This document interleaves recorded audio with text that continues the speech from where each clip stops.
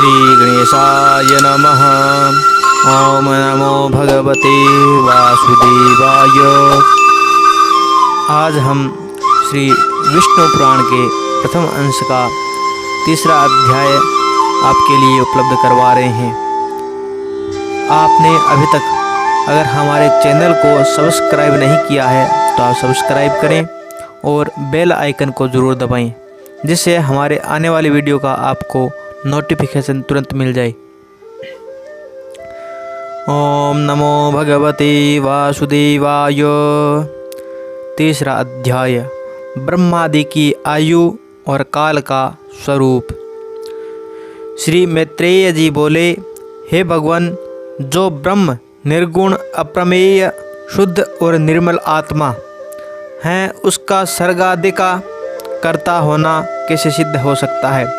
श्री पराशर जी बोले, हे तपस्वियों, मैं श्रेष्ठ मैत्रेय समस्त भाव पदार्थों की शक्तियाँ अचिंत्य ज्ञान की विषय होती है, अतः अग्नि की शक्ति उष्णता के समान ब्रह्म की भी सर्गादि रचना रूप शक्तियाँ स्वाभाविक है। अब जिस प्रकार नारायण नामक लोक पितामह भगवान ब्रह्मा जी सृष्टि की रचना में प्रवृत्त होते हैं, सो सुनो। हे विद्वान, वे सदा उपचार से ही उत्पन्न हुए कहलाते हैं। उनके अपने परिणाम से उनकी आयु 100 वर्ष की कही जाती है।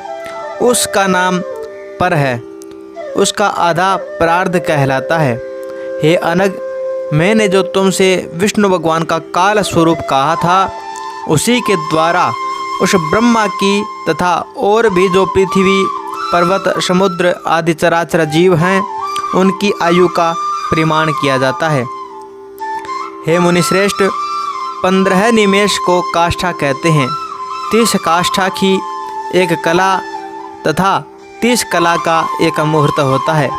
30 मुहूर्त का मनुष्य का एक दिन रात कहलाता है, और उतने ही दिन रात का 2 पक्ष युक्त एक मास होता है। 6 महीनों का एक आयन और दक्षिणायन तथा उत्तरायण 2 आयन मिलकर एक वर्ष होता है। दक्षिणायन देवताओं की रात्रि है और उत्तरायण दिन। देवताओं के 12,000 वर्षों के सतयुग, त्रेता, द्वापर और कलयुग नामक 4 युग होते हैं। उनका अलग अलग परिमाण में तुम्हें सुनाता हूँ।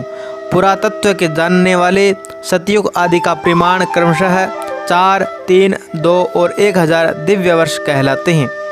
प्रत्येक युग के पूर्व उतने ही 100 वर्षों की संध्या बताई जाती है, और युग के पीछे उतने ही परिमाण वाले संध्यांश होते हैं।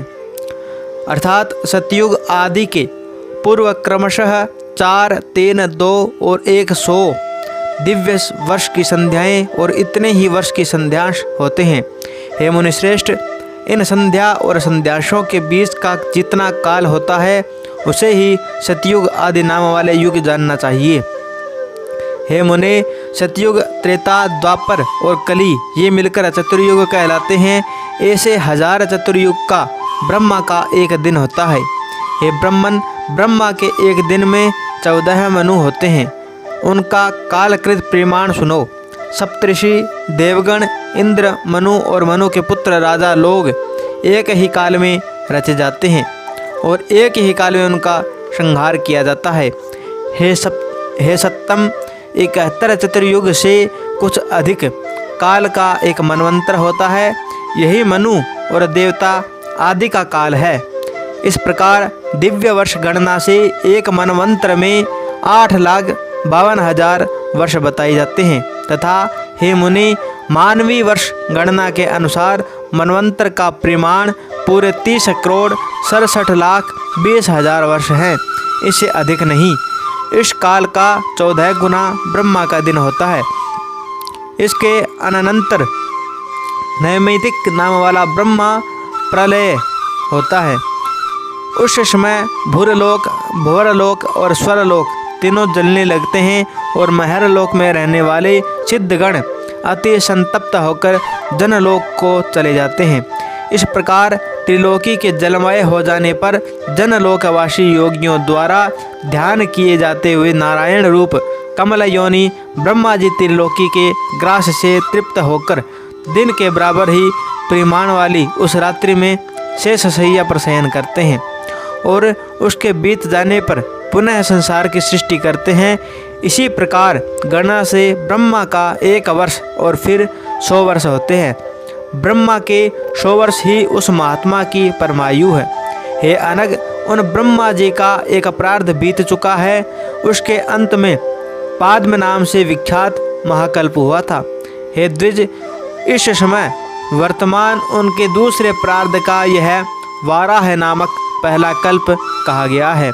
श्री विष्णु पुराण प्रथम अंश 3 अध्याय।